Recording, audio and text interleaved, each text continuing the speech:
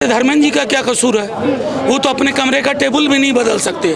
तो प्रधानमंत्री जी के इस्तीफे की मांग हो रही है। आपने सुबह से देखा नहीं है। उम्मीद है कि किसी दिन आपका माइक प्रधानमंत्री जी के समक्ष पहुंचे, वो बोल पाए बिना टेलीप्रॉम्प्टर के। आज का सबसे कमजोर सरकार कि ये बर्बरता सरकार की कमजोरी दिखाता है। समर्थन कर रहे हैं ये सवाल जी।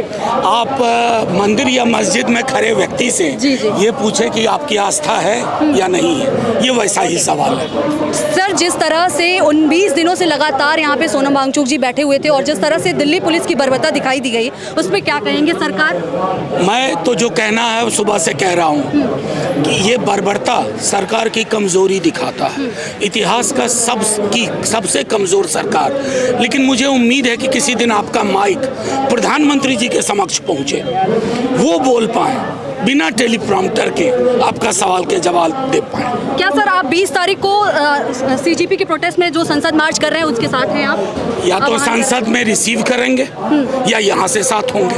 क्या कहेंगे सर, सरकार को अभी तक एक भी तरह का संवाद नहीं किया गया है। धर्मेंद्र प्रधान के इस्तीफे की मांग हो रही है, लेकिन नहीं, अब तो प्रधानमंत्री जी के इस्तीफे की मांग हो रही है। आपने सुबह से देखा नहीं है। अब मांग बदल गई। पहले मांग सिर्फ धर्मेंद्र जी की थी, लेकिन सबको पता चल गया कि बेचारे धर्मेंद्र जी का क्या कसूर है। वो तो अपने कमरे का टेबल भी नहीं बदल सकते।